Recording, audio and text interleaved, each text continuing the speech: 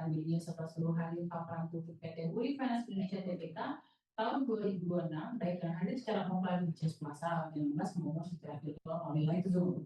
Pertama-tama banyak kita panjatkan puji syukur kehadirat Tuhan Yang Maha Esa, karena atas rahmat dan karunia-Nya kita dapat hadir bersama-sama di acara paparan publik PT Uli Finance Indonesia Tbk tahun 2026, baik secara langsung maupun secara virtual. Bapak Ibu yang kami hormati, sebelum kami memulai acara paparan publik pada hari ini, perkenalkan saya bisa Aziza Subagio selaku MC pada paparan publik pada hari ini untuk memperkenalkan jajaran direksi PT Uli Finance Indonesia Tbk, yaitu ada Bapak Hon Cui selaku Presiden Direktur, kemudian ada Bapak Yasin Hermawan selaku Direktur, kemudian ada Bapak Yun Songli selaku Direktur. Hadirin yang kami hormati, perlu kami sampaikan bahwa penyelenggaraan Public Expose tahunan ini merupakan pemenuhan peraturan yang dikeluarkan oleh Bursa Efek Indonesia nomor 1E tentang kewajiban penyampaian informasi untuk memetakan kinerja perusahaan selama tahun 2020 kepada publik. Perseroan juga telah menyampaikan rencana pelaksanaan publik paparan publik pada tanggal 10 Juni 2026 dan materi paparan publik pada tanggal 19 Juni 2026 kepada Otoritas Jasa Keuangan dan Bursa Efek Indonesia. Adapun laporan keuangan telah dilaporkan pada 31 Maret 2026 kepada Otoritas Jasa Keuangan dan Bursa Efek Indonesia. Oleh karena itu, paparan publik ini akan membahas kinerja keuangan dan operasional untuk tahun 2025 serta perkembangan terkini lainnya dari perseroan. Kami juga membuka ruang untuk sesi tanya jawab di akhir acara sebagai bentuk transparansi dan partisipasi aktif dari para pemangku kepentingan dan kepada Bapak dan Ibu peserta serta rekan media yang hadir secara virtual dan ingin bertanya, silakan bertanya pada fitur Q&A. Untuk memulai agenda utama kita pada pagi hari ini, kami mengundang Bapak Yasin Hermawan selaku Direktur PT Uli Finance Indonesia Tbk untuk menyampaikan sambutan sekaligus memaparkan kinerja dan prospek perusahaan. Beliau akan menjelaskan capaian-capaian strategis perusahaan selama tahun berjalan, kondisi keuangan ini, serta kebijakan dan prioritas PT Uli Finance Indonesia Tbk dalam jangka pendek maupun jangka panjang kepada Bapak Yasin Hermawan. Dengan hormat kami persilakan. Selamat siang, Bapak Saudara sekalian, yang terhormat jajaran direksi Uli Finance Indonesia dan juga para pemegang saham.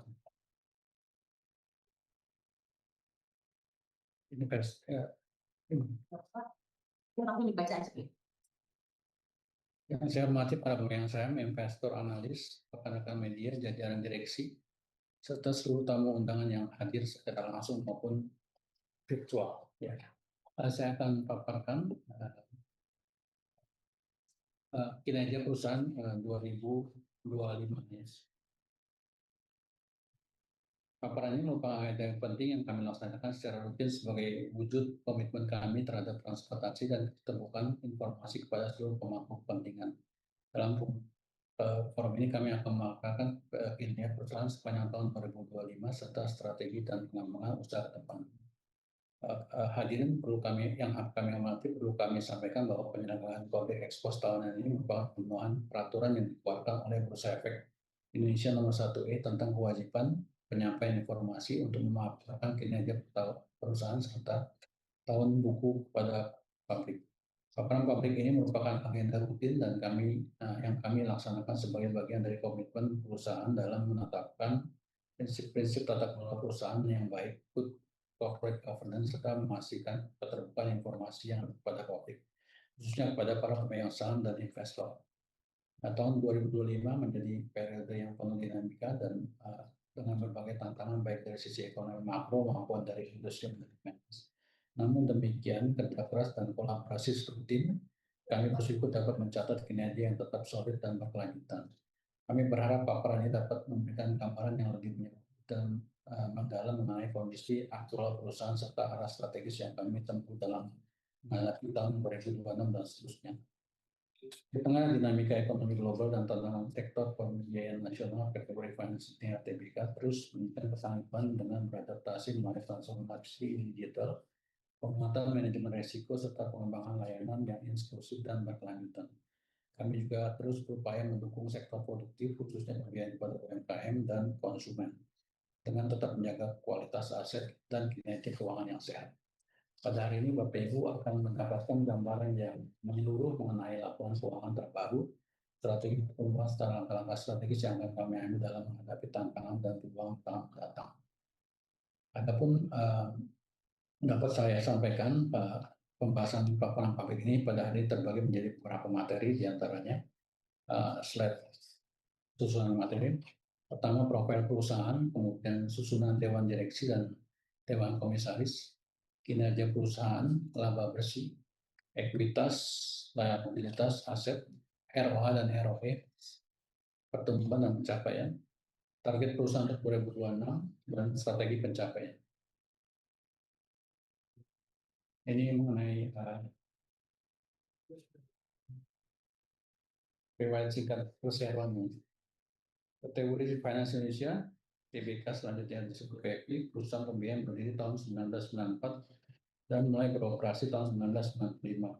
Perusahaan memperoleh izin usaha dari Menteri Keuangan RI nomor 90 garis miring KM 017 garis miring 1995 tertanggal 15 Februari 1995 untuk melakukan kegiatan dalam bidang sewa rumah usaha,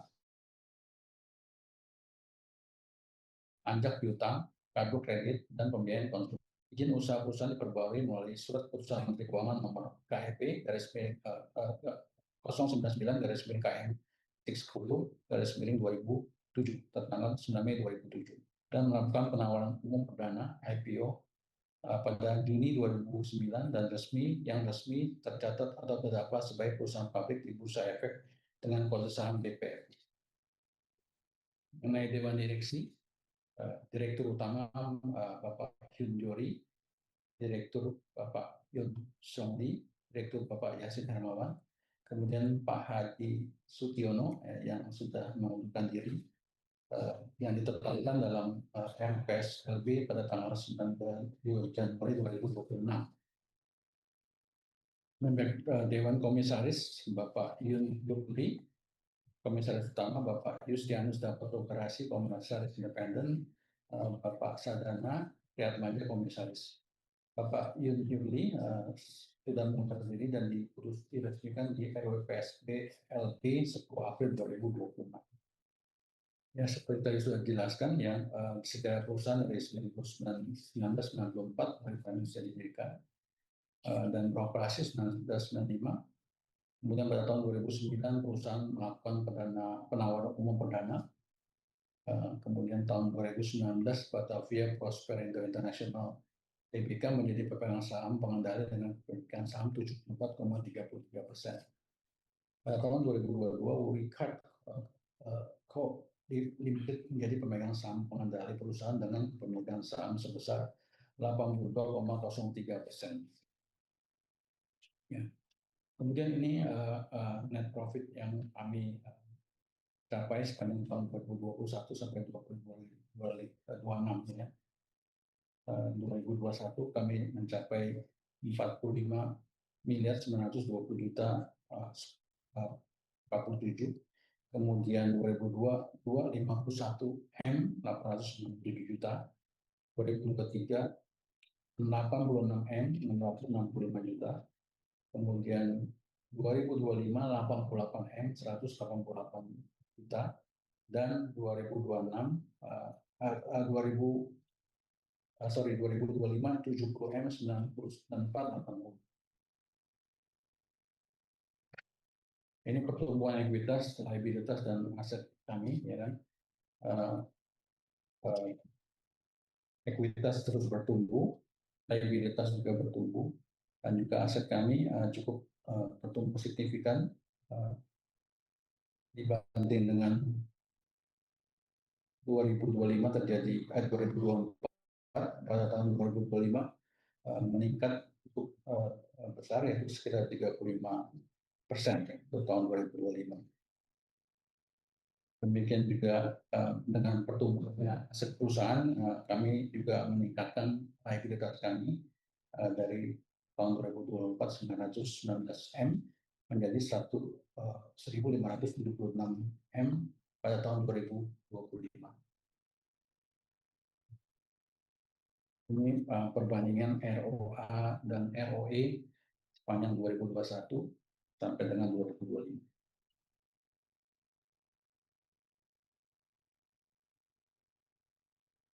Berikutnya pertumbuhan. Ya, seperti tadi sudah dijelaskan, ya, pertumbuhan aset di 2024 pada 2025 mencapai 34,2%. Juga pertumbuhan daripada liabilitas 21%, ekuitas ada peningkatan sekitar 3,8%, penghasilan juga revenue meningkat dari 413 M menjadi 468 M. Laba bersih ada penurunan sekitar 19%.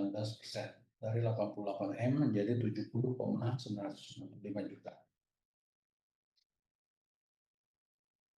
Beberapa strategi perusahaan yaitu penguatan daya saing di sektor pembiayaan kendaraan roda 4 dan alat berat baru dan bekas dengan menambah porsi pembiayaan produktif melalui pembiayaan koperasi.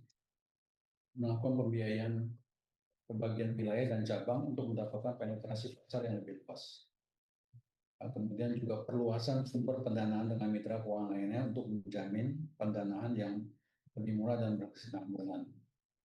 Berikutnya adalah pengembangan teknologi informasi akan diupayakan sejalan dengan peningkatan kompetensi karyawan dalam rangka peningkatan kemudahan bisnis serta kenyamanan pelanggan yang menjadi prioritas utama. Berikutnya adalah peningkatan kualitas kredit dengan menetapkan mitigasi risiko setelah analisa yang lebih mendalam dengan memanfaatkan teknologi dan teknik pengukuran yang lebih terinci. Ya, terima kasih. Baik, terima kasih Pak Jajan atas penjelasannya. Dengan ini dimulai kita. Tadi yaitu sesi tanya jawab untuk mempersingkat waktu. Sesi tanya jawab ini akan kami batasi dengan total 3 pertanyaan. Bagi Bapak Ibu yang memiliki pertanyaan terkait penjelasan paparan publik, waktu dan tempat kami persilakan.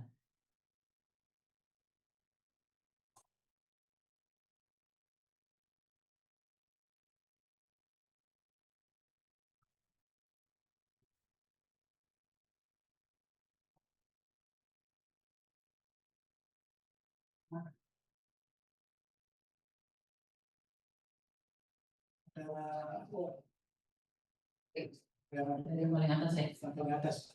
Ada pertanyaan Pak Yasin dan Yodi. Pertama dari Bapak Reno dari analis BPRI, yang satu manajemen melaporkan slide 679 bahwa laba turun 19,5%, sementara liability naik 71,4%. Bagaimana manajemen mengelola cost of funding di tengah suku bunga yang masih tinggi? cost of funding. 이게 6, 7, 9페이지를 보시면은 이익에 대해서 19.5%를 하락한다고 했었잖아요. 근데 라이어빌리티가 올라가는 21.4%. 그래서 cost of fund는 관리는 어떻게 하냐 여쭤보는 겁니다. 왜냐면 지금 금리에 대해서는 너무 올라가는 거가지고 이런 질문. Terus di answer the question.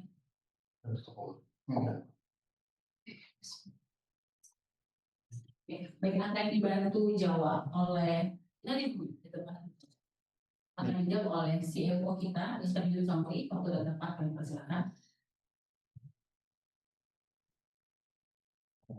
현재 시장 금리가 많이 상승하고 있는 추세 같습니다. Ya, jadi sekarang tren untuk bunganya itu semakin naik di pasaran memang betul.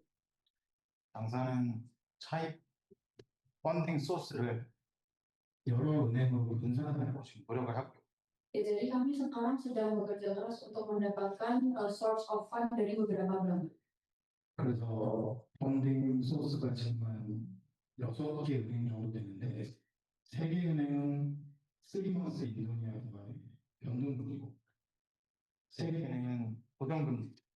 Ya, jadi untuk funding sources-nya itu tuh ada 6, total ada 6 bank. Dari 6 bank itu 3 yang lainnya menggunakan floating rate, dan untuk 3 yang lainnya kami menggunakan rate tetap. 현재 그 3months 인도네시아 금리가 상승해서 변동금리 기반의 금리가 올라가고 있는 추세지만 이런 상황에 대비해서 고정금리로 차입한 게 있기 때문에 펀딩 코스트는 안정적으로 관리가 가능하다고 생각합니다. Ya, jadi ada 3 bank tadi yang menggunakan floating rate dan akhir-akhir ini itu trennya floating rate itu naik ya Pak ya. Oleh karena itu memang ada naiknya untuk rate-nya. Namun kami juga ada 3 bank lainnya yang menggunakan rate tetap. Oleh karena itu kami masih bisa mengontrol dari rate tersebut. 현재 주 펀딩 소스는 코리안 뱅크인데 Ya, jadi sekarang memang funding source yang utama kami dari Bank Korea. 지금 로컬 대기업은행과 신규 차입을 하기 위해 협의 중에 있습니다. Ya, dan kami sedang berkoordinasi dengan bank lokal Indonesia, di mana kita akan mendapatkan funding source dari sana. 이상입니다. Ya, sampai di sini. Terima kasih Bapak Ayo, Bapak Yunoli untuk jawabannya. Kemudian kita akan lanjut ke pertanyaan selanjutnya, yaitu ada kembali lagi saya jelaskan bahwa untuk pertanyaannya akan dibatasi untuk total 3 pertanyaan dan untuk masing-masing peserta akan kami batasi 1 pertanyaan. Terima kasih. Kemudian untuk selanjutnya saya akan mengambil pertanyaan dari Bapak Santanu dari Didipo Indonesia. Bapak Santanu mengajukan pertanyaan terkait dengan mengacu laporan keuangan tahun 2025, terlihat seluruh beban usaha di tahun 2005 terjadi kenaikan, sehingga laba setelah pajak di tahun 2025 menjadi turun dibandingkan tahun sebelumnya. Meskipun terjadi peningkatan dalam pendapatan, kira-kira bisa dijelaskan kenapa sampai terjadi penurunan laba setelah pajak tersebut? 이게 지금 어떤 내용이냐면 BPO 인도네시아에서 여쭤보는 거예요. 파이낸셜 스테이트먼트 2025년 파이낸셜 스테이트먼트를 보는데 거기에서는 운영 비용은 올라가는 거잖아요. 올라가는데 근데 이 순이익 세금 이미 깎는 대로 순이익이 내려가는 거예요. 작년보다는 재작년보다는. 근데 여기에서는 그래서 이제 사유에 대해서 물어보신 겁니다. 일단 왜 이게 2024년보다 2024년 본년이 그 우리 수익이 after tax는 이게 하락이 되냐? 점수부터. 2025년에 건세도 증가했고 이퀄리티도 증가했고 인컴도 증가했습니다. Ya, jadi untuk di 2025 kami itu asetnya mengalami penaikan, equity juga mengalami kenaikan dan 인컴. income kami juga mengalami kenaikan. 내수익이 감소한 건 다른 요소는 아니고 그 연체 자산에 대한 대손 충당금을 미리 적립을 했기 때문에 매수됐고 대손 비용 증가가 주요 원인입니다. Ya, jadi alasan utamanya itu kan kenapa net profit kami turun itu karena ada di bagian yang delinquency tersebut kami melakukan write off, oleh karena itu terjadi pengurangan net profit. 2026년에는 연간 기준으로는 90% 이상의 단기 순이익을 달성할 것으로 기대가 되고 있고 실제로 5월까지도 47 밀리언의 단기 순이익을 달성했습니다. 그래서 올해는 역대 최대 이익을 기록할 것으로 예상됩니다. Ya, dan untuk 2026 ini perkiraan untuk profit di tahun ini sebesar 90 miliar. Sementara itu sampai di bulan Mei sendiri ini kami sudah mendapatkan profit 47 miliar. Oleh karena itu kami perkirakan di tahun ini akan ada kenaikan untuk net profit sendiri. Ya, sampai sini. Terima kasih atas jawabannya yang bisa disampaikan Bapak Yunoli. Kemudian kita akan beralih ke pertanyaan selanjutnya, atau pertanyaan terakhir yang diajukan oleh Bapak Adi. Jadi izin bertanya Bapak, bagaimana strategi perusahaan dalam menjaga kebutuhan pendanaan dan likuiditas usaha? Terima kasih. 펀딩하고 리퀴디티에 대해서 어떻게 관리를 하느냐에 대해서 이게 전략이 될 수 있어요. 펀딩하고 리퀴디티입니다. 리크루트? 리퀴디티. 리크루트. 현재 리퀴디티. 저희는 그 주요 은행과 크레딧 리밋을 설정하고 그 안에서 대출을 이용을 하고 있습니다. 네, Jadi saat ini kami sudah bekerja sama dengan bank-bank tertentu yang dimana kami memiliki fasilitas kredit di sana. 그래서 현재도 수억억의 밀리언의 잔여 한도가 남아 있고요. Dan kami masih memiliki limit sebanyak 200 miliar. 현재 금리가 올라가는 상황에서 리퀴디티 관리는 이슈는 전혀 없습니다. Dan walaupun akhir-akhir ini trennya itu naik untuk bunganya, untuk mengenai liquidity-nya kami tidak ada permasalahan sama sekali. 그리고 현재 저희가 자산이 증가하고 있기 때문에 이에 대비해서 아까 말씀드린 대로 로컬 대형은행, 만디리 같은 대형은행과 신규 차입을 검토 중에 있습니다.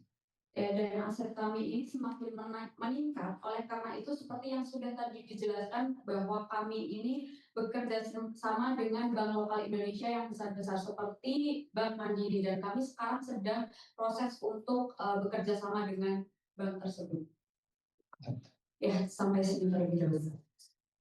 Ya, terima kasih atas jawabannya Bapak Yun Sawangi. Jadi karena keterbatasannya waktu, Bapak Ibu semua, untuk pertanyaan sesi tanya jawab akan kami akhiri sampai sini. Terima kasih banyak atas keikutsertaannya dalam materi sosial ini. Akhir kata, dengan berakhir sesi tanya jawab ini, maka berakhir pula rangkaian paparan publik tahun 2026. Saya ucapkan terima kasih kepada seluruh peserta